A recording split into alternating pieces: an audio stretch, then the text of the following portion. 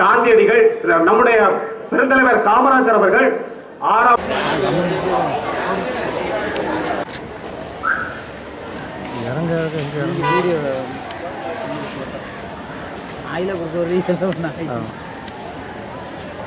இந்த நம்பரில் யார் வராங்க ஊருப்பட்ட உள்ள நம்பர் நம்ம கொஞ்சம் உள்ள ஆளே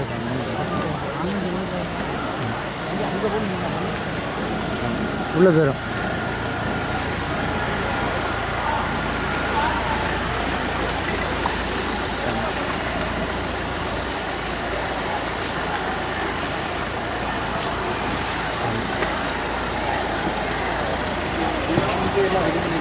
மழை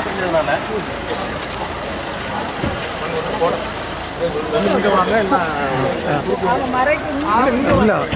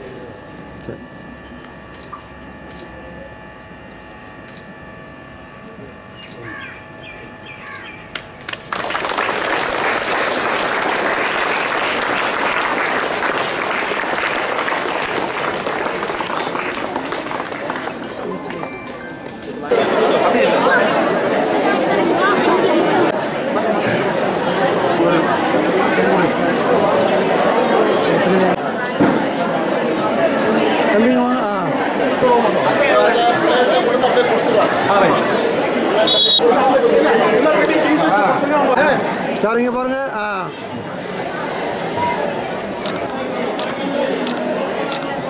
கொஞ்சம் சின்ன பிள்ளைங்க ஒரு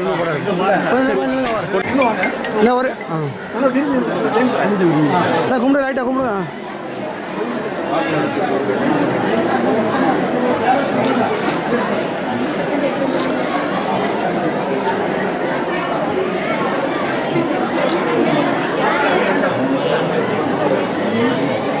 சரி அது ஆங்கில மறைக்கும். இங்கே வா இங்கே வா.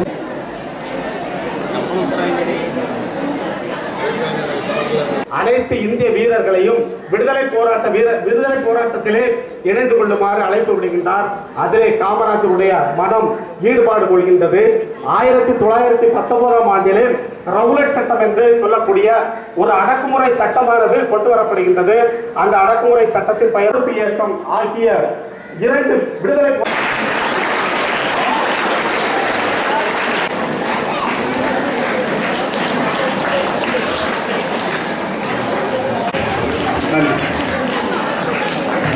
தொலைக்காட்சி கல்வி என்ற ஒன்றை ஆரம்பிக்க வேண்டும் என்று சொன்னார்கள். உடனே தொலைக்காட்சி கல்வியை ஆரம்பிப்பதற்கு LED டிவி வாங்க வேண்டும். அரசாங்கம் பணம் தரவில்லை. உள்ளூரில் உள்ள ஸ்பான்சர்களை நாடுங்கள் என்று கேட்டபொழுது நம்முடைய பள்ளியின் தலைமை ஆசிரியர் அவர்கள் MP அண்ணாச்சியை நாடிய போது 52,000 ரூபாய் மதிப்பில் உள்ள LED டிவியை தந்தார்கள். முதற்கண் அவருக்கு நம்முடைய நன்றியை உரித்தாக்கிக் கொள்வதிலே மகிழ்ச்சி அடைவோம். அத்தோடு மட்டுமல்லாமல் ஒரு நாள் காலை கூட்டு வழிபாட்டுக்கு வந்திருந்த பொழுது ஏராளமான மாணவர்கள் காலிலே செருப்பு இல்லாமல் இருந்தார்கள். உடனே தன்னுடைய சொந்த செலவிலே எத்தனை மாணவர்களுக்கு செருப்புகள் இல்லை, காலணிகள் இல்லையோ அத்தனை மாணவர்களுக்கும் உடனே நாளைக்கே வழங்குங்கள் என்று சொல்லி உதவி செய்தார்கள். அந்த நல்ல உள்ளத்திற்கு 2வது நன்றி. அடுத்ததாக நம்முடைய பள்ளியினுடைய மாணவி நீட் தேர்வுக்கு முதலாக நீட் தேர்வு தமிழகத்திலே கொண்டு வந்த போது நம்முடைய பள்ளியினுடைய மாணவி நீட் தேர்வுக்கு ஆயத்தப்படுகிறேன் என்று சொன்ன உடனே அண்ணாச்சி அவர்கள் 9,000 ரூபாய் மதிப்பிற்கு நீட் தேர்வுக்கு தேவையான அனைத்து ஸ்டடி மெட்டீரியலையும் வாங்கி தந்தார்கள். அதற்கு 3வது நன்றி. அத்தோடு மட்டுமல்லாமல் நமது பள்ளியினுடைய சாதனையாக்க ஒரு மாணவி MBBS தேர்விலே வெற்றி பெற்று ஸ்டான்லி மெடிக்கல் காலேஜிலே முழுவதும் இலவசமாக படித்துக் கொண்டிருக்கின்றார். அந்த மாணவிக்கு பொருளுதவி செய்ததோடு மட்டுமல்லாமல் அந்த மாணவிக்கு உனக்கு படிப்பதற்கு என்ன வேண்டும் என்று கேட்டார். உடனே எனக்கு ஒரு டேப் வேண்டும் என்று கேட்டார். அதனுடைய விலை என்னவென்றால் 32,000 ரூபாய். உடனே அந்த ஸ்பாட்லே வழங்கி அந்த மாணவியினுடைய படிப்புக்கு உதவி செய்து அந்த மாணவி இப்பொழுது MBBS படித்துக் கொண்டிருக்கின்றார். அடுத்த நன்றி. அத்தோடு மட்டுமல்லாமல் ஒவ்வொரு ஆண்டும் அரசு பொதுத் தேர்வுகளிலே முதலிடம், 2ஆம் இடம், 3ஆம் இடம் படிக்கின்ற மாணவ செல்வங்களுக்கு பரிசுகள் மட்டுமல்லாமல் பொருளுதவியும் செய்து கொண்டு வருகின்றார்கள். அதற்கு அடுத்த நன்றி. அடுத்ததாக மிகப்பெரிய உதவி ஒன்றை செய்து கொண்டு வருகின்றார். நம்முடைய பள்ளிக்கு என்று ஒரு தனி பெயர் உண்டு. ஊரக திறனாய்வு தேர்வு, NMS என்று சொல்லக்கூடிய தேசிய திறனாய்வு தேர்விலே கடந்த 4 ஆண்டுகளாக மாநில அளவில் முதலிடம் அல்லது 2வது இடம் டெஸ்ட் தேர்வை எடுத்துக்கொண்டோம் என்றால் தொடர்ந்து 4வது ஆண்டாக மாநிலத்தில் முதலிடம். மொத்தமே 100 இடம் தான். நம்ம பிள்ளைகள் 40 இடத்தை கிராஸ் பண்ணிடுவாங்க. ஒரு வருஷத்துல 48. அத்தனை பிள்ளைகளுக்கும் NMS தேர்வு, டெஸ்ட் தேர்வு, தமிழ் டேலண்ட் தேர்வு, சீஃப் மினிஸ்டர் டேலண்ட் தேர்வு வெற்றி பெறுகின்ற மாணவர்களுக்கு தங்களுடைய பெயர்களை பொதித்துக் கொண்டிருக்கின்ற டிராஃபியை வழங்கி கிட்டத்தட்ட 5வது ஆண்டாக வழங்கி கொண்டிருக்கிறார். அது மாபெரும் சாதனை. அதுக்கு மிகுந்த கரகோஷத்தோடு நன்றியை தெரிவித்துக் கொள்வோம். இன்றும் அந்த நல்ல உள்ளம் உங்களுக்கு ஏராளமான ஸ்டால்லாம் போட்டு உணவுகள், அத்தோடு மட்டுமல்லாமல் கூல்ட்ரிங்க்ஸ், காஃபி எல்லாம் வழங்கி ஏராளமான உதவிகளை செய்து கொண்டார். ஆண்டு விழாவிலே இடையிடையே உங்களுக்கு பொது அறிவு கேள்விகளை கேட்டு ஸ்பாட்ல 500 ரூபாய் கொடுக்கக்கூடிய மாவீரர் அவர். அப்படிப்பட்ட நல்ல உள்ளம் இங்கே இருந்திருக்கார். அப்படிப்பட்ட நல்ல உள்ளத்திற்கு இந்த ஒரு நல்ல விழா நடைபெறுவதற்கு ஊக்கமும் ஆக்கம் அளித்து அனைவரையும் ஒருங்கிணைத்து செல்கின்ற நம்முடைய பள்ளியின் தலைமை ஆசிரியர் அவர்கள் டாக்டர் பேசில் ககாரின் அவர்கள் பொன்னாடை போர்த்தி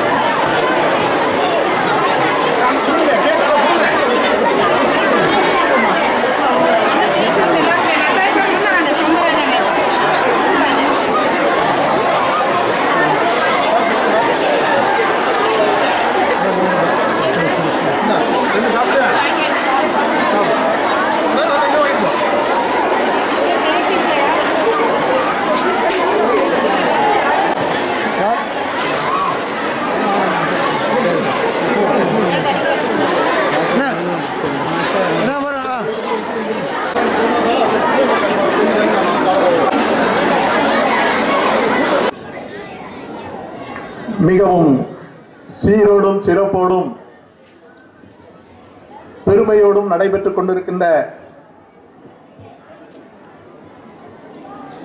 நமது ஊர் அரசு மேல்நிலைப் பள்ளியின் பெருந்தலைவர் கர்ம வீரர் காமராஜர் அவர்களுடைய பிறந்த தினமான இன்று கல்வி வளர்ச்சி நாளாக அறிவித்து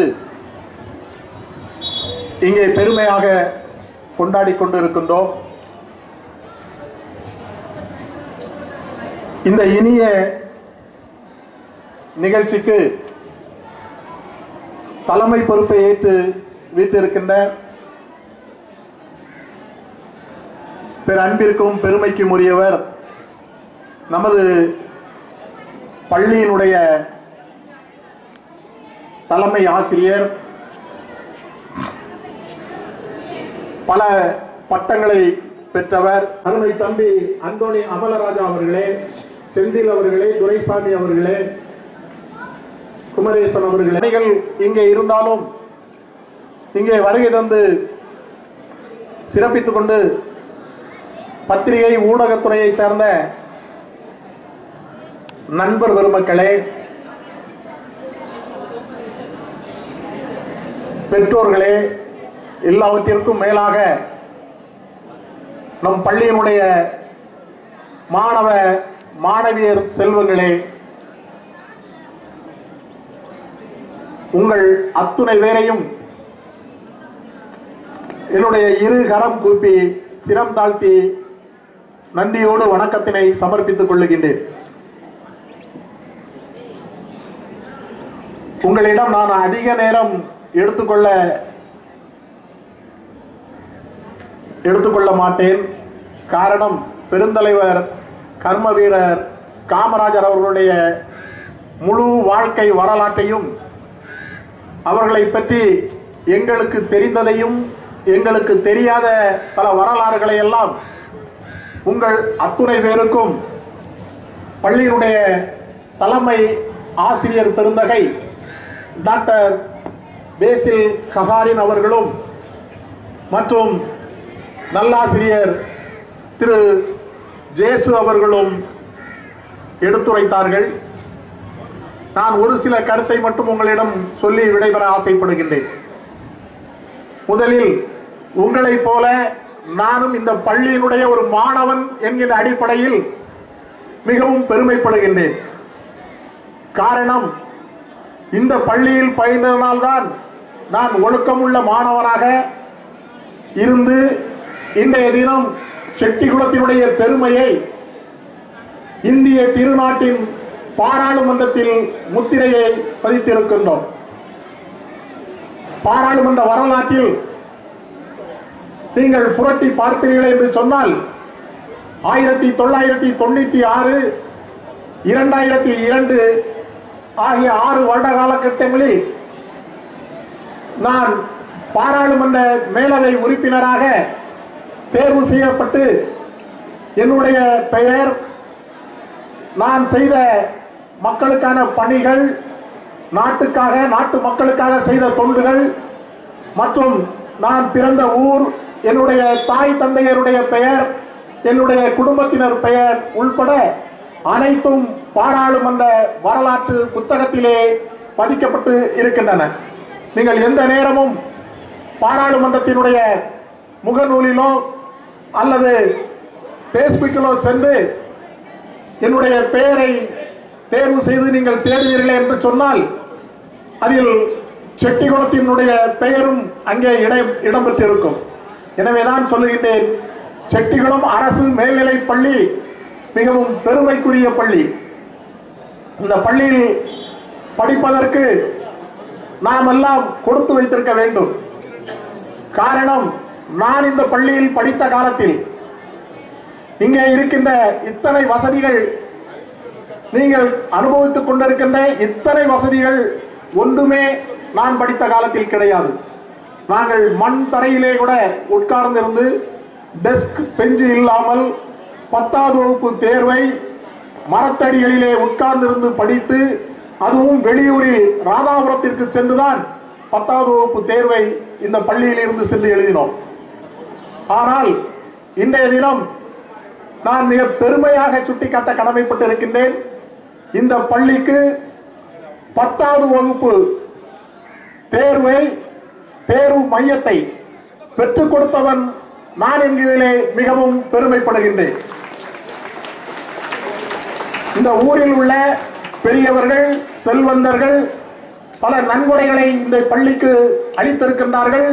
அவர்கள் அத்துணை பேருடைய உதவியோடும் நான் நாடாளுமன்ற உறுப்பினராக இருந்த காலகட்டத்தில் இந்த பள்ளிக்கு 10வது வகுப்பு தேர்வு மையம் மட்டுமின்றி 11 மற்றும் 12ஆம் வகுப்பு படிப்பதற்கான அனுமதியையும் நான் பெற்றுக் கொடுத்தது மட்டுமல்லாமல் 12வது வகுப்பு தேர்வு மையத்தையும் நம்முடைய பள்ளியிலே வைத்து எழுதுவதற்கும் அனுமதியை பெற்றுத் தந்தவன் என்கின்ற அடிப்படையிலே மிகவும் பெருமை கொள்கின்றேன். அத்தோடு மட்டுமல்லாமல் என்னுடைய தந்தையாரும் மறைந்த முன்னாள் பஞ்சாயத்து தலைவருமான பால் பலவேசமுத்து நாடார் அவர்களும் இந்த பள்ளியினுடைய பெற்றோர் ஆசிரியர் சங்க தலைவராக வீட்டிருக்கின்றார். நான் விளையாட்டுத் துறையிலே மிக ஆர்வம் கொண்டிருந்தேன். படிப்பிலே சற்று மந்தமாகத்தான் இருந்தேன். ஆனால் என்னுடைய தந்தையாரிடம் நான் விளையாட்டுத் துறைக்கு தேவையான பிளே கிரவுண்ட், விளையாட்டு திடல் இருக்கின்ற நல்ல பள்ளியில் என்னை சேருங்கள் என்று எவ்வளவோ கெஞ்சினேன், கூத்தாடினேன். ஆனால் என்னுடைய தந்தையார் அவர்கள் சொன்னார்கள், நான் இந்த பள்ளியை ஆரம்பித்து ஊர் பெரியவர்களோடு சேர்ந்து இந்த பள்ளியை ஆரம்பித்து ஒவ்வொரு வீடு வீடாக சென்று உங்களுடைய மாணவர்களை மாணவிகளை நமது அரசு பள்ளியில் படிக்க வையுங்கள் என்று அந்த பள்ளி பெற்றோர்களை, ஊரில் இருக்கின்ற பெற்றோர்களை எல்லாம் கெஞ்சி கூத்தாடி கேட்டுக்கொண்டிருக்கின்றேன். நீ எப்படி வெளியூர் செல்வாய் என்று என்னிடம் சொல்லுவாய் என்று சொல்லி, நிச்சயமாக நான் உன்னை வெளியூரில் படிக்க வைக்க மாட்டேன், நீ படிக்க வேண்டும் என்று உணர்வு இருந்தால் இந்த பள்ளியில் படி என்று சொல்லி என்னையும் இந்த பள்ளியில் படித்து வைத்தனுடைய பெருமை, மிகப்பெரிய ஒழுக்கத்தை இந்த பள்ளி எனக்கு கற்றுத்தந்தனுடைய அடிப்படையில் இன்றைக்கு மிகப்பெரிய மனிதராக வந்து உங்கள் மத்தியிலே பேசுகின்ற வாய்ப்பை பெற்றிருக்கின்றேன். பெருந்தலைவர் கர்ம வீரர் காமராஜர் அவர்களை பற்றி, அவர்களுடைய வரலாறுகளை பற்றி சொல்ல வேண்டும் என்று சொன்னால் எவ்வளவோ சொல்லிக் கொண்டு இருக்கலாம். இன்றைய தினம் இந்த பள்ளிகளிலே சத்துணவு என்கின்ற ஒரு திட்டத்தை சத்துணவு தந்த சரித்திர நாயகனாக விளங்கிக் கொண்டிருக்கின்ற புரட்சி தலைவர் எம்ஜிஆர் அவர்கள் ஆரம்பிப்பதற்கு முன்னாலே பள்ளியிலே மாணவ மாணவியர்கள் சேர மாட்டார்கள் என்கின்ற அடிப்படையில் பெருந்தலைவர் கர்ம வீரர் காமராஜர் அவர்கள் இலவச கல்வியை கொடுத்து பள்ளிக்கூடங்களையும் ஆரம்பித்தார்கள்.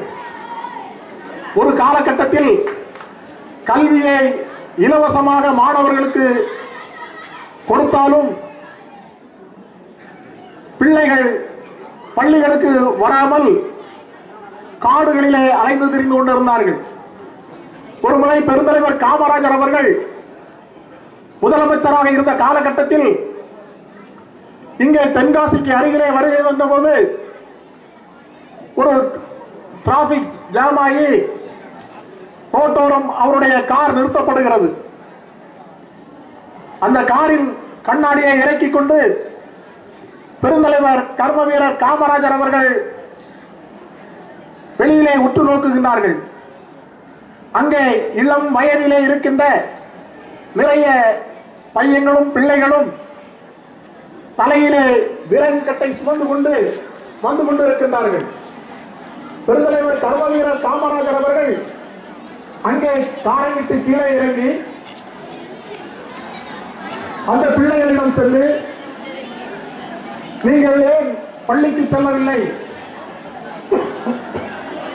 நீங்கள் ஏன் விறகு கட்டை சுமந்து கொண்டிருக்கின்றீர்கள், உங்களுக்கு நீங்கள் படிக்க வேண்டும் என்பதற்காகத்தானே இலவச கல்வியை தந்து பள்ளிகளிலே ஆரம்ப பாடசாலைகளை நான் ஆங்காங்கே நிறுவி வைத்திருக்கின்றேன், ஏன் நீங்கள் பள்ளிக்கு செல்லவில்லை என்று கேட்கின்றார்கள். ஆனால் அந்த கேள்வியை கேட்கின்றவரோ இந்த நாட்டினுடைய முதலமைச்சர் என்று அந்த குழந்தைகளுக்கு தெரியவில்லை.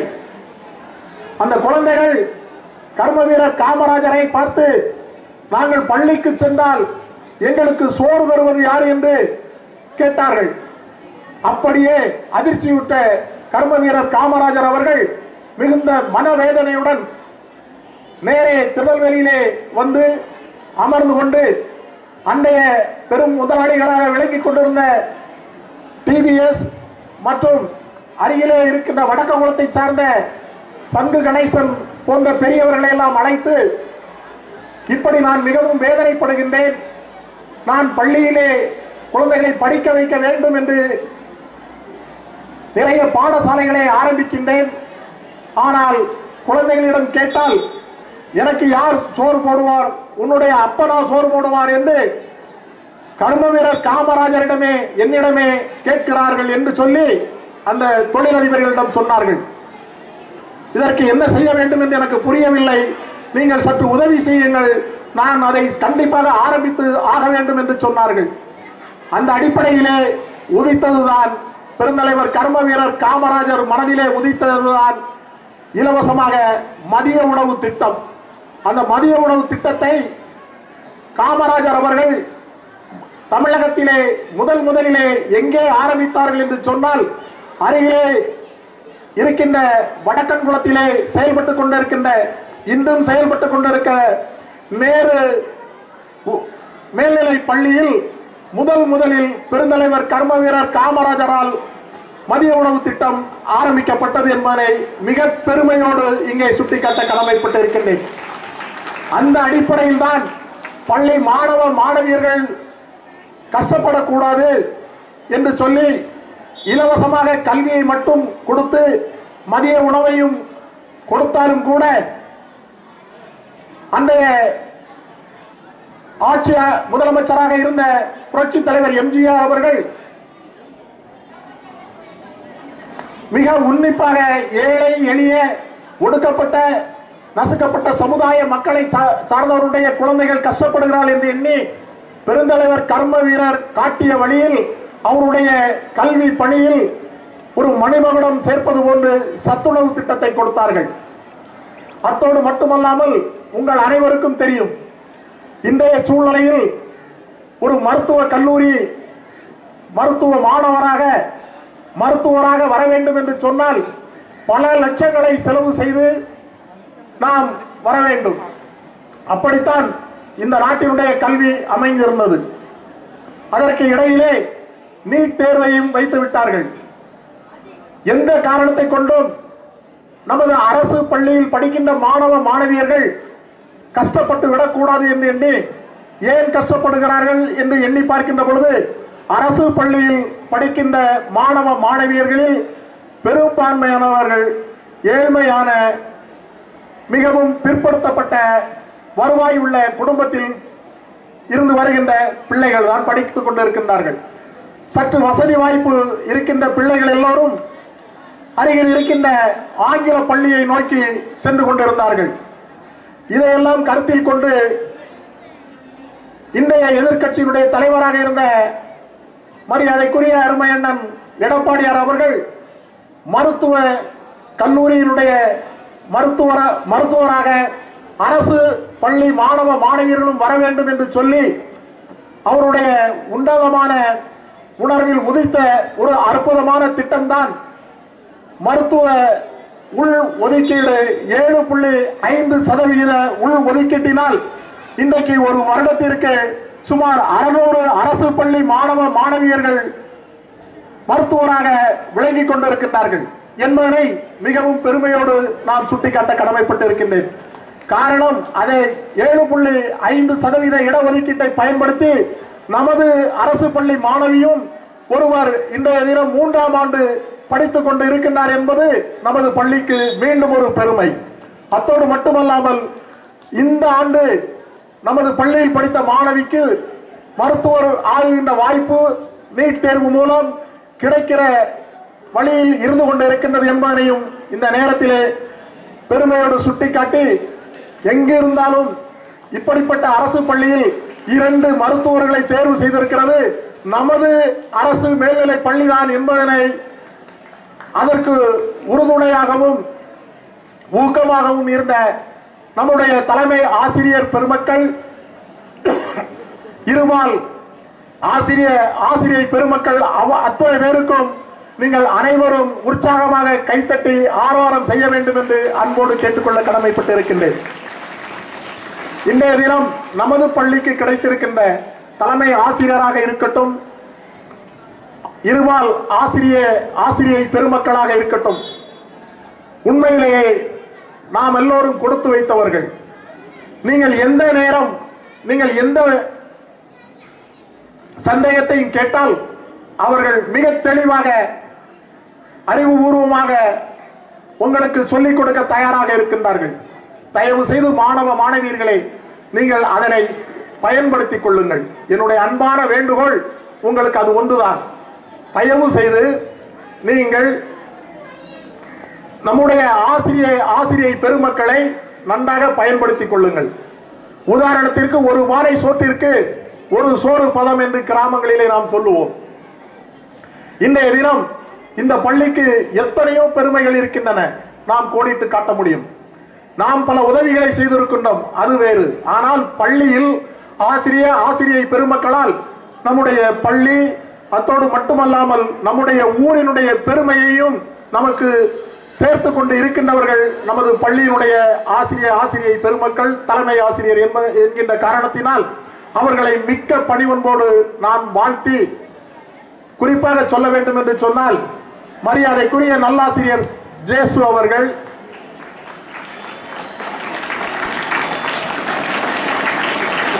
பள்ளி மாணவ மாணவியர்களுக்கு என்று வாக்குரிமை இருக்கும் என்று சொன்னால் எங்களுக்கு இங்கே வேலையே இல்லை. அரசியல்வாதிகளுக்கு நிச்சயமாக நீங்கள் ஜேசு அவர்களைத்தான் தலைவராக தேர்ந்தெடுத்தீர்கள். ஆனால் அதற்காகத்தான் இந்த வயதில் உங்களுக்கு அரசியல் தேவையில்லை என்கின்ற காரணத்தினால்தான் உங்களுக்கு வாக்குரிமை தரப்படவில்லை. உங்களுடைய பெற்றோர்களுக்கு வாக்குரிமை தரப்பட்டு இருக்கின்றது. எனவேதான் நாங்கள் எல்லாம் அரசியல் தலைவர்களாக இருந்து கொண்டு இருக்கின்றோம் என்பதனை சொல்லி நல்லாசிரியர் ஜேசு அவர்கள் அவர்களுடைய தனிப்பட்ட முறையில் உங்களுக்கு பயிற்சியை தருகின்றார்கள். நான் ஏன் பாராட்ட கடமைப்பட்டிருக்கிறேன் என்று சொன்னால், கிட்டத்தட்ட கடந்த 3 ஆண்டுகளாக ஊரக திறனாய்வு தேர்விலே தமிழகத்திலே தொடர்ந்து 3 ஆண்டுகளாக நம்முடைய பள்ளிதான் முதல் பள்ளியாக தேர்வு பெற்று காற்றை வெற்றியை பெற்றிருக்கிறார். அந்த பெருமை நல்லாசிரியருக்கு சேர்ந்திருந்தாலும் கூட நம்முடைய அனைவரும் பிறந்திருக்கின்ற இந்த செட்டிகுளம் மண்ணுக்கும் சாரும், அதனால் இந்த பள்ளியில் படிக்கின்ற மாணவ மாணவியர்களுக்கும் சாரும்.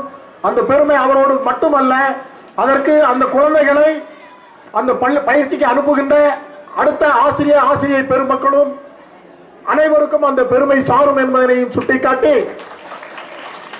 அத்தோடு மட்டும் நின்றுவிடவில்லை, அவர்கள் தேசிய திறனாய்வு தேர்விலும் அதுபோல பள்ளிக்கு பெருமையை சேர்த்திருக்கின்றார். தமிழ் திறனாய்வு தேர்வு, இப்படி அனைத்து திறனாய்வு தேர்வுகளிலும் அவர் பள்ளிக்கு பெருமை சேர்ப்பது மட்டுமல்ல, உங்களுடைய தாய் தந்தையர்கள் உங்களுக்கு இந்த பள்ளியிலே படிப்பதற்காக குறைந்தபட்சம் எனக்கு தெரியாது, பெரும்பாலும் இலவச கல்விதான் அரசு பள்ளிகளில் இருக்கின்றன. ஆனால் உங்களுக்காக செலவு செய்கிற தொகை என்பது உங்களுக்கு வீட்டிலே இருக்கின்ற சாப்பாடு தருகின்றார்கள். வேறு பெருசாக நீங்கள் கேட்பதை சில பேர் பெற்றிருக்க முடியும் உங்களுடைய தாய் தந்தையர்களிடம். உங்களுடைய தாய் தந்தையர்களிடம் நீங்கள் எனக்கு இன்றைக்கு சனி ஞாயிறு விடுமுறையாக இருக்கின்றது, நான் சற்று பொழுதுபோக்கிக் கொண்டு வருகின்றேன், சினிமாவுக்கு செல்லுகின்றேன் என்று சொல்லி உங்கள் தாய் தந்தையர்களையும் கூட்டிட்டு போய் அங்கே இருக்கின்ற கடைகளில் ஏதோ உங்களுக்கு தேவையானதை வாங்கி நீங்கள் 50 ரூபாய்க்கோ 500 ரூபாய்க்கோ தகுதிக்கு தகுந்தார் போல் செலவு செய்து கொண்டு வந்திருப்பீர்கள். ஆனால் அத்தனையும் நீங்கள் உங்களுடைய தாய் தந்தையர்களிடம் பெற்றுக்கொண்டு வந்திருக்கின்றீர்கள். ஆனால் இன்றைக்கு உங்களுக்கு ஒரு தாயாக, ஒரு தந்தையாக நான் ஏன் இதை சொல்லுகிறேன் என்று சொன்னால், அந்த தேசிய திறனாய்வு தேர்வு மூலம் ஒரு மாணவ மாணவி தேர்வு செய்யப்பட்டிருக்கிறார் என்று சொன்னால் அரசு கிட்டத்தட்ட 42,000 ரூபாய் அந்த மாணவ மாணவிக்கு வழங்குகிறது. இதற்கு காரணமானவர் இந்த பள்ளியினுடைய ஆசிரியர்களும் உங்களுக்கு பயிற்சியை தந்த நல்லாசிரியர் ஜேசு அவர்களும். எனவேதான் சொல்லுகின்றேன், படிக்கின்ற காலத்திலே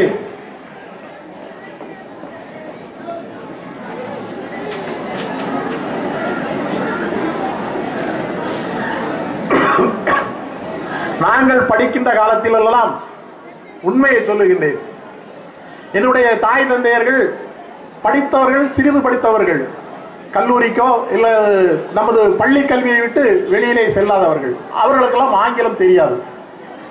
ஆனால் நான் படிக்கவில்லை. என்னுடைய தந்தையார் மறைந்த முன்னாள் ஊராட்சி மன்ற தலைவர் பால் பலவேசமுத்து நாடார் அவர்கள் உங்களுக்கு தெரிந்திருப்பதற்கு வாய்ப்பில்லை. உங்களுடைய தாய் தந்தையர்களுக்கெல்லாம் அவர்களை நன்றாக தெரியும். அவர்கள் சற்று செல்வந்தர் தான், அதில் மாற்று கருத்து இல்லை. ஆனால் அவர் என்ன சொல்லுவார் என்று சொன்னால், நாங்கள் படிக்கவில்லை, எனவே நீ எப்படியாவது படிக்க வேண்டும் என்று சொல்லி நாங்கள் படிக்கின்ற காலகட்டத்தில் அப்பொழுது +2 கிடையாது. நான் 10th முடித்துவிட்டு PUC தான் சென்றேன். ப்ரீ யூனிவர்சிட்டி படித்துவிட்டு அதற்கு பிறகு கல்லூரிக்கு 3 ஆண்டுகள் படிக்க வேண்டும். அப்படி நான் செல்லுகின்ற பொழுது ஹாஸ்டலில் தான் தங்கியிருந்தேன். நான் என்னுடைய PUCயை பயோனியர் குமாரசாமி காலேஜ் நாகர்கோயிலிலும், என்னுடைய கல்லூரி BSCயை பாளையங்கோட்டை ஜான்ஸ் கல்லூரியிலும் பயின்றேன். நான் கல்லூரி காலகட்டங்களில் ஹாஸ்டலில் தங்கி இருக்கின்ற பொழுது என்னுடைய தாய் தந்தையருக்கு ஒரு கடிதம் எழுதுவேன். அன்றைய காலத்தில் கடிதம் தான் அனுப்ப முடியும். கடிதம் எழுதுகின்ற பொழுது சுக செய்தி நலம் எல்லாம் விசாரித்து விட்டு அதெல்லாம் தமிழில் அழகாக எழுதியிருப்பேன். அதுதான் தெரியும் எங்களுக்கு. ஆங்கிலத்தில் ஒரு வரி எழுதியிருப்பேன். உண்மையிலே சொல்லுகிறேன், அது எனக்கும் முடியாது. காரணம், என்னுடைய தந்தையார் ஆங்கிலம் படிக்கவில்லை. அவருக்கு தெரியாது என்கின்ற காரணத்தினால் என்னுடைய தந்தையை நான் ஏமாற்றி அதில் ஒரு வரியை எழுதியிருப்பேன் ஆங்கிலத்தில். அதற்கு அடுத்தால் இந்த புத்தகம் தேவைப்படுகிறது, இத்தனை புத்தகங்கள் நான் படிப்பதற்கு தேவைப்படுகின்றது. எனவே உடனே எனக்கு 500 ரூபாயோ 1000 ரூபாயோ தேவை, இதை உடனே மணி ஆர்டர் அனுப்புங்கள் என்று எழுதியிருப்பேன். அடுத்த 2-3 நாட்களில் மணி ஆர்டர் எனக்கு ஹாஸ்டலுக்கு வந்து சேரும் பணம், அல்லது நேரடியாக யாராவது ஒன்று கொடுப்பார்கள். ஆனால் ஒன்றை தெரிந்து கொள்ளுங்கள், என்னுடைய தாய் தந்தையரைத்தான் நான் ஏமாற்றினேனே தவிர நாட்டில் இருக்கின்ற எந்த ஒரு மக்களையும் நான் ஏமாற்றவில்லை. இதை நான் ஏன் ஏமாற்றி வாங்கினேன் என்பதற்கு ஒரு எடுத்துக்காட்டு சொல்லுகின்றேன். என்னுடன் படித்த சக மாணவர்கள் அவர்கள் மிகவும் வறுமை கோட்டுக்கு கீழே படித்துக் கொண்டிருந்தார்கள். உண்மையிலே சொல்லுவது என்று சொன்னால், என்னிடம் இருந்து பேண்டு ஷர்ட்டுகளை எல்லாம் நாங்கள் எனக்கு செழிப்பாக இருக்கும் துவைத்து அவர்கள் போட்டுக்கொண்டு வருவார்கள். துவைத்து அவர் வீட்டிலே அயன் பண்ணி அவர்கள் போட்டுக்கொண்டு என்னிடம் வந்து அமருவார்கள். அன்னைக்கும் அவர்களுக்கு சப்பல் இருக்காது. அவர்கள் படிப்பதற்கு கல்லூரியில் புத்தகங்கள் கிடைக்காது. அதை வாங்கி கொடுப்பதற்கு அந்த தாய் தந்தையர்களுக்கு முடியாது. அப்படி இயலாமல் இருக்கின்ற அந்த தாய் தந்தையர்களுடைய குழந்தைகளுக்கு, மாணவர்களுக்கு, மாணவிகளுக்கு என்னுடைய தந்தையிடமிருந்து ஏமாற்றி வாங்கிய பணத்தில் 5 காசை கூட வீணாக்காமல் பள்ளிக்கு படிப்பதற்காக அந்த கஷ்டப்பட்ட மாணவ மாணவியர்களுக்கு புத்தகமும் நல்ல சாப்பாடும் வாங்கி கொடுப்பேன். இதனுடைய விளைவுதான், அதனுடைய பிரதிபலன் தான். அன்றைக்கு நான் இப்படியெல்லாம் செய்ததனுடைய உதவியினால் நான் இன்றைக்கு நாடாளுமன்ற மாநிலங்களவை உறுப்பினராக என்னை உயர்த்தி காட்டியது. அதற்காக நான் உங்கள் அத்துணை பேருக்கும் நன்றி கடன் பட்டு இருக்கின்றேன். எனவே நீங்களும் இன்றைக்கு இதை நான் ஏன் சொல்லுகிறேன் என்று சொன்னால், இன்றைக்கு அப்படியெல்லாம் தாய் தந்தையரை ஏமாற்ற முடியாது. காரணம், விஞ்ஞான உலகம் வளர்ந்து விட்டது.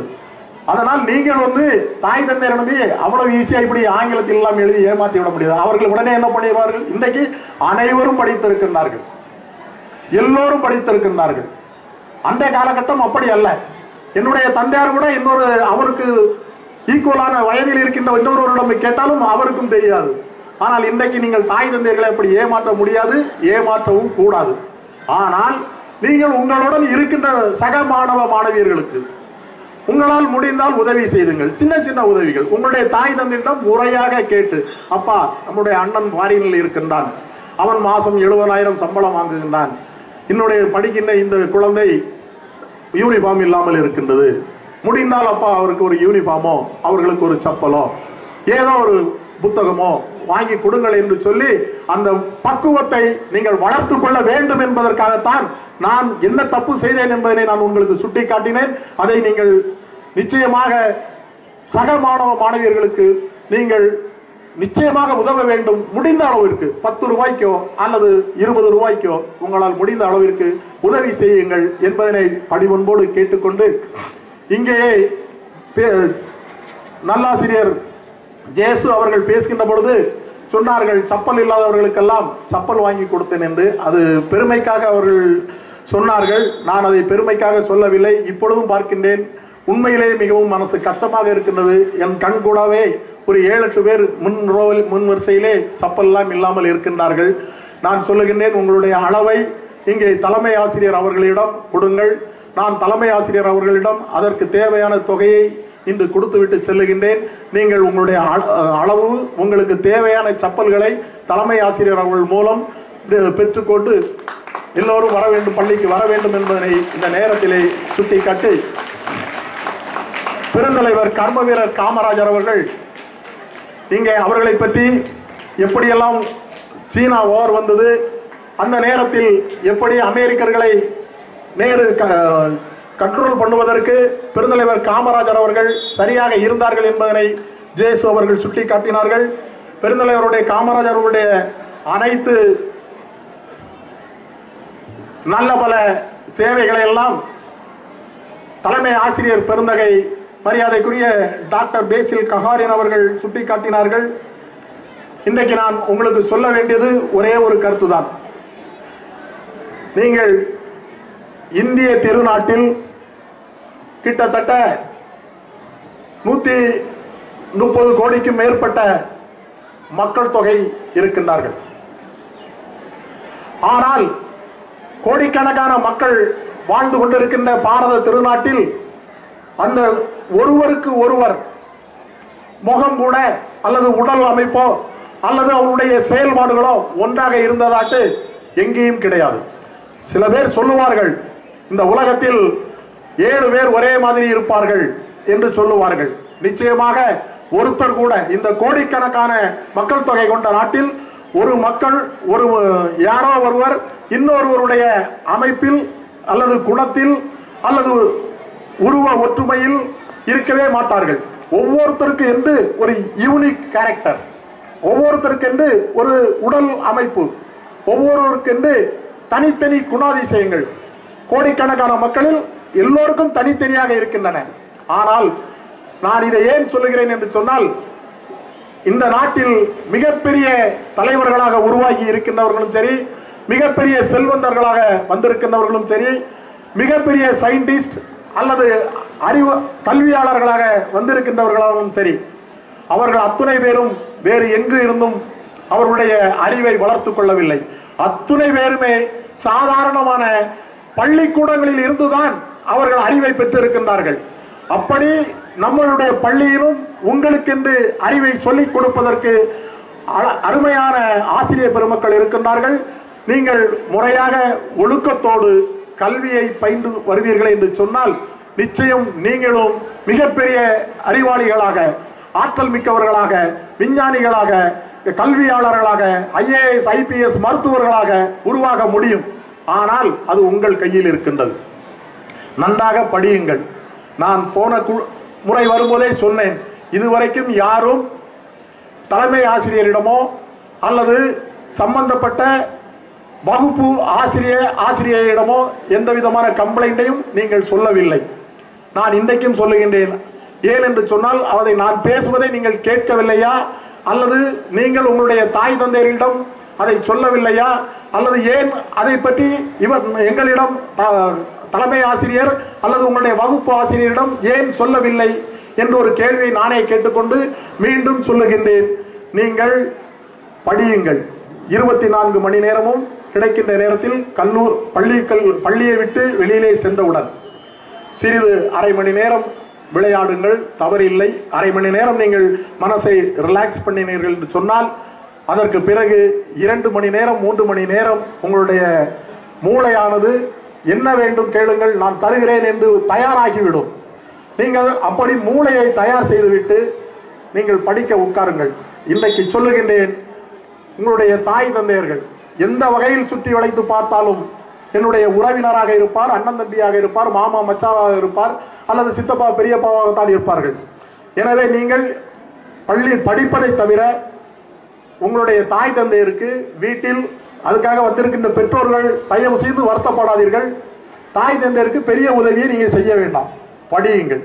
நீங்கள் செய்ய வேண்டியது அதை உங்களுடைய தாய் தந்தையர்கள் யாரோ உங்களுடைய தாய் நீங்க அம்மா இந்த சாப்பாட்டை அப்பா தோட்டத்துல நிக்கிறாங்க, இதை கொண்டு கொடுத்துட்டு வந்துருங்க அப்படின்னு சொன்னா நீங்க சொல்லுங்க, உங்களுக்கு உண்மையிலே நீங்க படித்து முடித்து விட்டு டைம் இருந்தால் நான் கொண்டு போகிறேன் என்று சொல்லுங்கள். இல்லை என்று சொன்னால் நான் படிப்பேன், இல்லை என்னை இப்படி நீங்கள் வற்புறுத்துவீர்கள் என்று சொன்னால் நான் நிச்சயம் என்னுடைய வகுப்பாசிரியரிடம் அல்லது இந்த தலைமை ஆசிரியரிடம் நாங்கள் சொல்லுவோம்.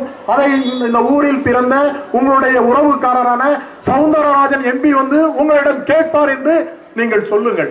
அந்த மாதிரி நீங்கள் ஏன் அதை நான் சொல்லுகிறேன் என்று சொன்னால், அவர்களை உங்களுடைய தாய் தந்தையர்களை நான் நிச்சயமாக சென்று அவர்கள் கை கால்களில் பிடித்து தயவு செய்து பிள்ளைகளை படிக்க வையுங்கள். காரணம் என்னவென்றால், கல்வி ஒன்றுதான் அழியாத சொத்து. கல்வி ஒன்றுதான் யாராலும் திருட முடியாத சொத்து. நீங்கள் அப்படி கூடுதலாக 1 மணி நேரம் 2 மணி நேரம் கூட இரவு நீங்கள் படிக்கலாம். நான் சொல்லுகின்றேன், நான் படிக்கின்ற காலகட்டத்தில் என்னோடு இந்த ஊரை சேர்ந்த, உங்களுக்கு தெரியும், பக்கத்து ஊரை சேர்ந்த பால்துறை என்கின்ற ஒரு மாணவன். அந்த மாணவன் உண்மையிலே மிகவும் கஷ்டப்பட்ட மாணவன். இன்றைக்கும் இருக்கின்றார் கண்ணங்குளத்தில். அவருடைய சொந்த ஊர் கண்ணங்குளம். இங்கே நான் தவறவிட்ட இன்னைக்கு உள்ளே செல்லுகின்ற பொழுது தலைமை ஆசிரியர் அருகிலே அங்கே ஒரு போர்டு எழுதி வைக்கப்பட்டு இருக்கின்றது, 10வது வகுப்பு மாணவர்கள் அப்படி என்று, முதல் மதிப்பெண் பெற்ற மாணவர்கள் என்று. உண்மையிலே நான் மனவேதனை பட்டுக்கொண்டு உள்ளே இருந்து வெளியிலே வந்தேன். நானும் நன்றாகத்தான் படித்தேன். என்னுடன் படித்த சக மாணவன் மிகவும் கஷ்டப்பட்ட மாணவன். அன்றைக்கு அவனுக்கு ஒரு நேரம் சாப்பாட்டுக்கு வழி இருக்காது. நான் பல முறை அதற்கு அந்த மாணவனுக்கும் உதவி செய்திருக்கின்றேன். அந்த அடிப்படையில் சொல்லுகின்றேன். இன்றைக்கு போகும்போது அந்த மாணவனுடைய பெயர் அந்த பட்டியலில் இருக்கின்றது. பால்துறை இருக்கும், நீங்கள் பார்த்தால் தெரியும். தலைமை ஆசிரியர் அறையில் இருக்கின்றது. காரணம், நான் கோட்டை விட்டு விட்டேன். இதில் 2 மார்க்கில் 2 மார்க் வித்தியாசத்தில் நான் 2வது வந்த மாணவன், அவன் முதல் மாணவன். 2 மார்க் வித்தியாசத்தில் அவனுடைய பெயர் இன்றைக்கும் இங்கே பெயர் சொல்லிக் கொண்டு இருக்கின்றது. நான் எவ்வளவுதான் இந்த பள்ளியில் இதை செய்திருந்தாலும், நானும் அந்த இடத்திற்கு வந்திருந்தால் நானும் அதை பெருமையாக பேச முடியும். ஆனால் நிச்சயமாக உங்களால் முடியும். முந்துங்கள். உங்களுடைய அருகில் இருக்கின்ற மாணவ மாணவியர்களை ஏமாற்றுங்கள். எப்படி என்று சொன்னால் அழகாக ஏமாற்றலாம். எனக்கு நல்ல தூக்கம், போன போடுங்க. உங்களுக்கு எல்லாருக்கும் செல்லு இருக்கு வீட்டில், இங்கே தான் கொண்டு வர முடியாது. வீட்டில் வச்சு அழகாக செல்லை வச்சு விளையாடிட்டு இருப்பீங்க. அதனால செல்லில் அந்த மாதிரி விளையாடாம ஒரு போனை போடுங்க. போட்டு சக மாணவிகிட்டையோ சக மாணவங்கிட்டையோ, இப்போ இன்னைக்கு எனக்கு ரொம்ப தூக்கமாக இருக்கும், ஒரு மாதிரி டயர்டாக இருக்கு, நான் தூங்க போறேன்னு சொல்லுங்க. அவனும் தூங்குறதுக்கு ரெடி ஆயிடுவான். ஆனால் நீங்கள் அப்படி நினச்சிங்கன்னா அவன் என்ன நினைப்பா, ஓ நீ தூங்கு, நான் முடிச்சிருந்து படிக்கிறேன் அப்படின்னு சொல்லி படிச்சுட்டு இருப்பான். நீங்களும் அப்படி சொல்லி, இப்படித்தான் நம்ம முன்னால் படித்தோம். எப்படின்னா, நான் 10ஆம் கிளாஸ் தேர்வு எழுத போகும் பொழுது ராதாபுரத்திலே வீடு வாடகைக்கு எடுத்து தங்கி இருந்து படிக்க செல்லுகின்றோம். அங்கே எல்லோரும் படுங்கள் என்று நேரமாகிவிட்டது. காலையில் மிக ஃப்ரெஷ்ஷாக தேர்வு எழுத வேண்டும், அனைவரும் படுங்கள் என்று சொல்லி எங்களை வகுப்பு ஆசிரியர், வழிநடத்திய ஆசிரியர் சற்று உரத்த குரலில் சொல்லிவிட்டு சென்று விட்டார். நாங்களும் பாயெல்லாம் விரித்து படுத்துட்டோம். கொஞ்சம் பொறுத்து பார்த்தா பக்கத்து பாயில் இருந்த ஆளை காணோம். இப்படி எழுப்பி பார்க்குறேன், தூக்கம் வரலன்னு எழுப்பி பார்த்தா அங்கே பக்கத்தில் இருந்த மாணவனை காணோம். நான் அடுத்த பார்த்தேன், அவன் இங்கேயோ நம்மளை ஏமாத்திட்டு படிக்க போயிட்டான் அப்படின்னு நான் ரகசியமாக எழுப்பி ஒரு புக்கை தூக்கிட்டு அடுத்த நாள் காலையில் என்ன தேர்வோ அந்த புத்தகத்தை கையில் எடுத்துக்கொண்டு வெளியில் சென்றேன். ஏன்னா இங்கே லைட்டு போட முடியாது, தெரு விளக்குக்கு போனோம். தெருவில் போய் விளக்கில் உட்காந்துருந்து அவன் இன்னொரு தெருவில் இருந்து இன்னொரு விளக்குல இருந்து படிச்சுட்டு இருக்கான். எங்கே இருக்கான்னு தெரியாது. நானும் போய் படித்தேன். ஆனால் அந்த மாதிரி மீதி எல்லா மாணவர்களும் தூங்கி கொண்டு இருந்தார்கள். ஒரு மாணவர் மட்டும், பாய் மட்டும் காலியாக இருந்தது. அந்த மாணவன் தான் இன்றைக்கு இந்த பேரில் இடம்பெற்றிருக்கின்ற பால்துறை என்கின்றதை சொல்லுகிறேன். இப்படியெல்லாம் நீங்கள் ஏமாற்றலாம், தவறில்லை. ஒழுக்கமாக இருங்கள். ஏமாற்றுவது நன்மைக்காக இருக்க வேண்டும், நமக்காகவும் இருக்க வேண்டும், மக்களுக்காகவும் இருக்க வேண்டும், நன்மைக்காகவும். 1000 பொய்களையும் சொல்லலாம். ஆனால் நிச்சயமாக அந்த பொய்யினால் ஒருவர் கூட பாதிக்கப்படக்கூடாது, மனசு வேதனைப்படக்கூடாது. தான் வளர வேண்டும் என்கிற செல்பிஷம் இன்றைக்கு எல்லாரிடமும் வந்துவிட்டது. அதை மனதில் வைத்து நீங்கள் நல்ல கல்வியை கற்று உயர்ந்த இடத்தில் வந்தால் உங்கள் தாய் தந்தையருக்கு பெருமை, படித்த இந்த பள்ளிக்கு பெருமை, மற்றும் அனைவருக்கும் பெருமை. படிப்பு ஒன்றும் மிகப்பெரிய விஷயம் அல்ல, அதை மட்டும் உங்களுக்கு தெரிந்து கொள்ளுங்கள். ஒரு காலகட்டத்தில் IAS IPS படிக்க வேண்டும் என்று நினைத்தால், இன்ஜினியர் ஆக வேண்டும், டாக்டர் ஆக வேண்டும் என்று நினைத்தால் அதற்கு தாய் தந்தையர்களை சம்மதிக்க மாட்டார்கள். காரணம், மிகப்பெரிய பொருள் செலவாகும் என்று. இன்றைக்கு அப்படி அல்ல. நீங்கள் முதல் மாணவனாக அல்லது முதல் மாணவியாக தேர்ச்சி பெற்றால் அரசே அனைத்து உதவிகளையும் உங்களுக்கு செய்து நீங்கள் என்ன விரும்புகின்றீர்களோ அதை படிக்க வைக்கிறதுக்கு அரசும் தயாராக இருக்கின்றது. இதனால் தான் உங்கள் அனைவருக்கும் இலவச கல்வியை கொடுத்தார்கள். 7.5% உள் ஒதுக்கீடை வழங்கினார்கள். இன்றைக்கு பக்கத்திலே ராஜபாளையத்தில் இருக்கின்ற ஒரு மாணவி, அவருடைய தந்தையார் ஒரு ஆட்டோ டிரைவர். அந்த ஆட்டோ டிரைவர் அவருடைய மகள் பையன் சந்திரபோஸ் மிகவும் கஷ்டப்பட்ட மாணவன், மிகவும் கஷ்டப்பட்ட குடும்பத்தில் பிறந்தவன். இன்னைக்கு பள்ளியில், அரசு பள்ளியில் படித்த இதுபோல ரோகிணி, இதுபோல நிறைய மாணவ மாணவியர்கள் உலக தரம் வாய்ந்த ஏற்கனவே தலைமை ஆசிரியர் சொன்னார், அதுபோல உலக தரம் வாய்ந்த IIT-யில் இடம்பெற்று இன்றைக்கு பயின்று கொண்டு இருக்கின்றார்கள். இப்படி நீங்கள் கல்வியை, ஒன்றுதான் அழியாத செல்வம், எத்தனை சொத்துக்கள் வந்தாலும் சரி, இன்றைக்கு இந்திய திருநாட்டில் நாம் அனைவராலும் பேசப்படுகின்ற டாடா, பிர்லா போன்ற மிகப்பெரிய செல்வந்தர்கள் எல்லாம் இருக்கின்றார்கள். அவர்களோடு மட்டும் இல்ல, HCL நிறுவனர் சிவராஜ் நாடா என்று எத்தனையோ செல்வந்தர்கள் இருக்கின்றார்கள். அம்பானி குடும்பம் இன்றைக்கு கிட்டத்தட்ட 4000 கோடி செலவு செய்து தன்னுடைய பையனுக்கு திருமணத்தை நடத்தி கொண்டு இருக்கின்றார்கள். 4000 கோடி செலவு செய்து இன்னைக்கு திருமணத்தை நடத்தி கொண்டு இருக்கின்றார்கள். இன்னும் முடியவில்லை. திருமண விழா கிட்டத்தட்ட 6 மாதங்களாக நடந்து கொண்டு இருக்கின்றது. வெளியில் சொல்லுவது 4000 கோடி, ஆனால் எத்தனை கோடி செலவு செய்து அந்த திருமணத்தை நடத்தி கொண்டு இருக்கின்றார்கள் என்பது தெரியாது. நான் ஏன் சொல்லுகிறேன் என்பதனை தயவு செய்து மாணவ மாணவிகளே சற்று உற்று கவனித்து நீங்கள் படித்தால், இந்த 4000 கோடி அல்ல, எத்தனை 1000 கோடி அவர்கள் செலவு செய்தாலும் அவர்கள் மனிதனாக பிறந்தவன் அத்தனை பேரும் இந்த உலகத்தை விட்டு ஒரு நாள் சென்றுதான் ஆக வேண்டும். அப்படி சென்ற பிறகு அந்த 4000 அவருக்கு இத்தனை பல 1000 லட்சம் கோடிகள் அவருக்கு, பல லட்சம் கோடிகள் அவருக்கு சொத்தாக இருக்கின்றன. அவர்கள் இறந்த பிறகு அவர்களை அடக்கம் செய்கின்ற கல்லறையில் இத்தனை லட்சம் கோடிக்கு சொந்தக்காரர் என்று யாரும் எழுத முடியாது. அம்பானியோ அதானியோ இத்தனை லட்சம் கோடிக்கு சொந்தக்காரர் இங்கு உறங்குகிறார் என்று அவர்களுடைய கல்லறையில் எழுத முடியாது. ஆனால் நாம் படித்து IAS, IPS அல்லது மருத்துவர் அல்லது ஏதோ உங்களுக்கு தெரிந்த ஒரு மிகப்பெரிய கல்வியை நீங்க பெற்றிருப்பீர்கள் என்று சொன்னால், நம்முடைய மறைவுக்கு பின்னாலும் நம்ம உறங்குகின்ற இடத்தில் அங்கே என்னுடைய பெயர் சவுந்தரராஜன் BSc என்று தன்னுடைய கல்வி தகுதியை அங்கே எழுதி வைக்க முடியும். மறைந்த பிறகும் கல்வி தகுதியை எழுதி வைக்க முடியும். எனவே நான் சொல்லுகிறேன், நாட்டிலே கல்வி ஒன்றுதான் அழியாத சொத்து. அதனால் நீங்கள் தயவு செய்து நன்றாக படியுங்கள். தன்னுடைய தாய் தந்தையர்களுக்கும் எல்லோருக்கும் பெருமை வாங்கி தர வேண்டும் என்று கேட்டுக்கொண்டு ஒன்றே நான் கடைசியாக சொல்லி நிறைவேற ஆசைப்படுகின்றேன். இங்கே 10வது வகுப்பில் இருக்கின்ற மாணவ மாணவிகள் எத்தனை பேர் என்று எனக்கு தெரியாது.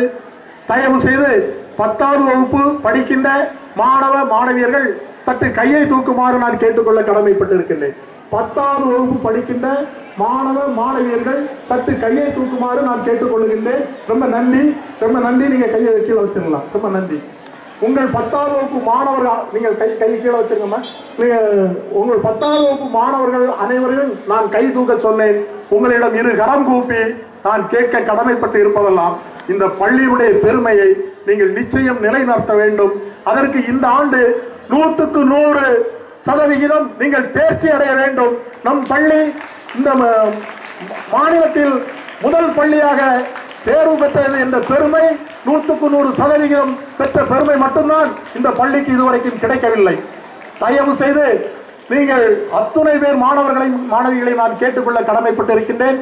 நீங்கள் 100க்கு 100 தேர்ச்சி பெற்றுவிட்டீர்கள் என்று சொன்னால், உங்கள் அத்துணை பேரையும், இந்த 10வது வகுப்பு படிக்கின்ற பள்ளி மாணவ மாணவியர்கள் அத்துணை பேரையும் நான் என்னுடைய சொந்த செலவில் ஒரு நாள் விமானத்தில் அழைத்து சென்று உங்களை விமானத்தில் அழைத்து திருப்பிக் கொண்டு விடுகிறேன் என்பதை இந்த நேரத்திலே சுட்டிக்காட்ட கடமைப்பட்டு இருக்கின்றேன்.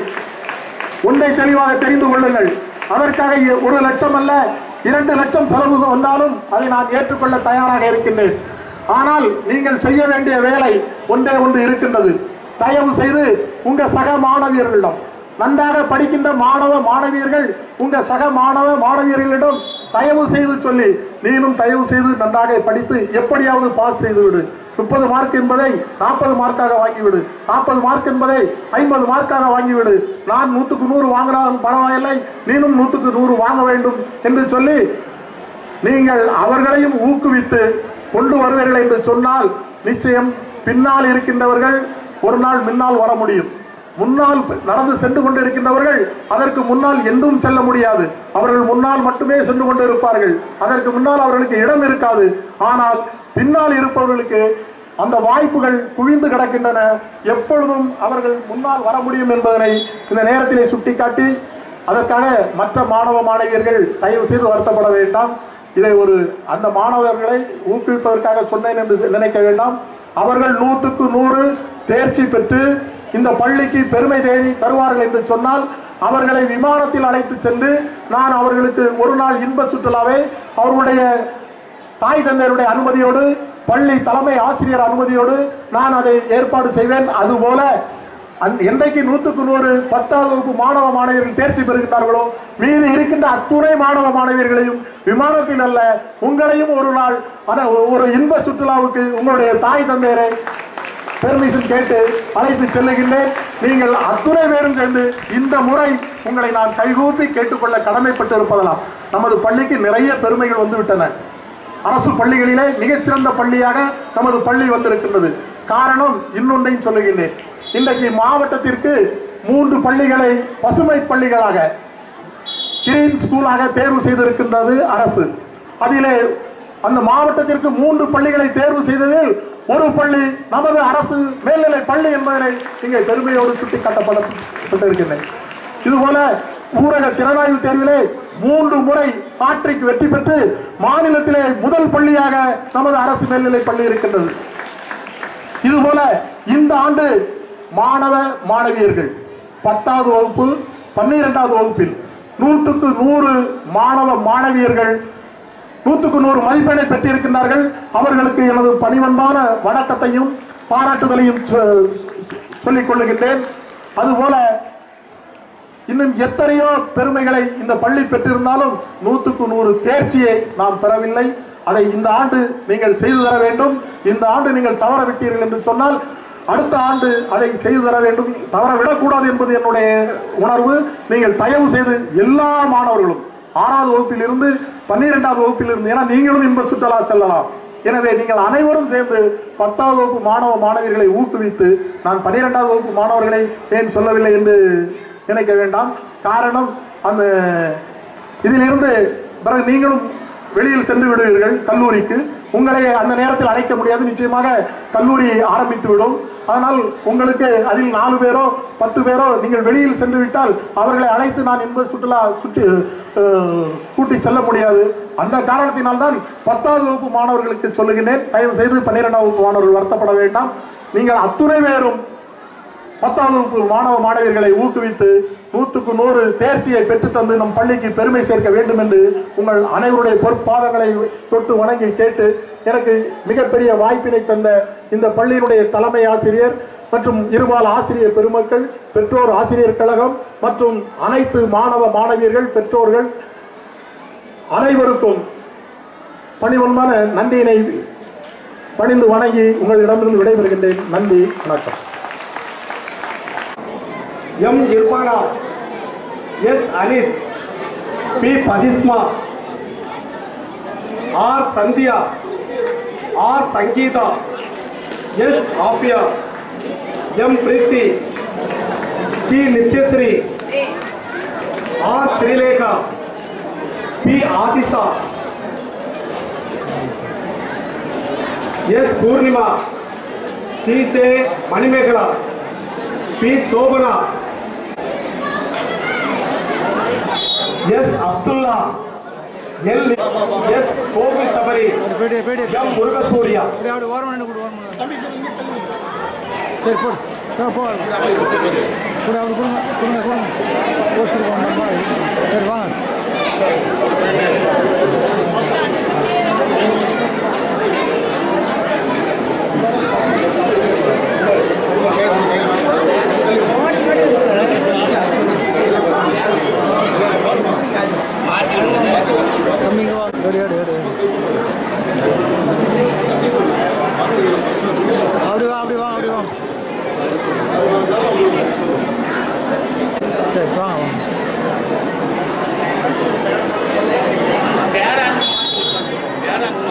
சரி வாங்க வாங்க. எப்படி வாங்க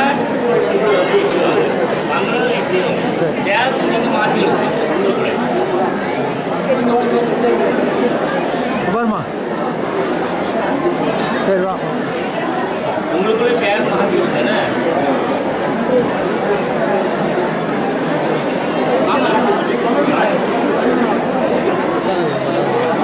போடு அப்படி போடு.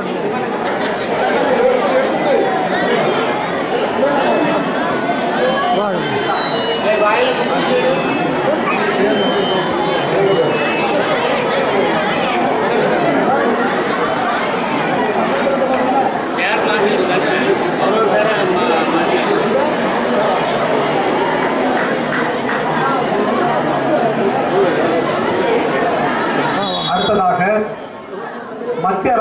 11, 12 ஆகிய 4 ஆண்டுகளில் 48,000 ரூபாய் மத்திய அரசிடமிருந்து உதவித்தொகை பெறுவார்கள். அந்த தேர்விலும் நம் பள்ளி மாணவ மாணவிகள் மாநில அளவிலே 2வது இடம் பெற்று கே பிரதீஷ், ஆர் ராகுல், S Nandini, E Akshaya, Rajesh, Thabisri, Anna Jesil, Ramani Rathinam, Sakina, Lingamani, P Aadesh, P M Rithisha, N Karthanpal, E Mathisha, R Sanjay, T Dhanshika, L Muthuvarsha, G Chandru, H ருக்மான்.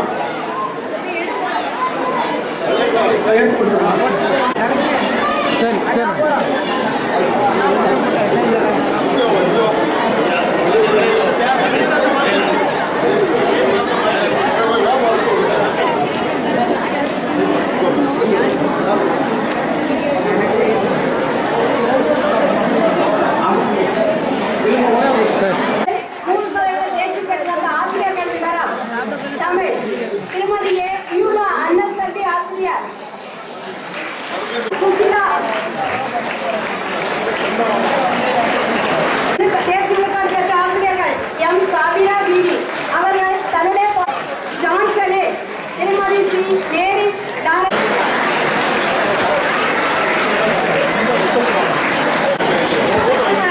கணித பாடத்தில் 6 மாணவிகள் 100 மணி வாழ்த்துக்களை தெரிவித்தார். இங்க பாருங்க தம்பி இங்க பாருங்க ரைட்டா நீங்க எங்க பாருங்க. டேவிட் படம் வந்துட்டா சூப்பர் போடு ஆடி போடு ஒரு நாளைக்கு விடுங்க. ஒரு நாளைக்கு போடு அது போடு வா வா வா வா சரி வாழை அப்படி கொடுங்க சார் அப்படி கொடுங்க போட்டா போட்டா போட்டா போட்டா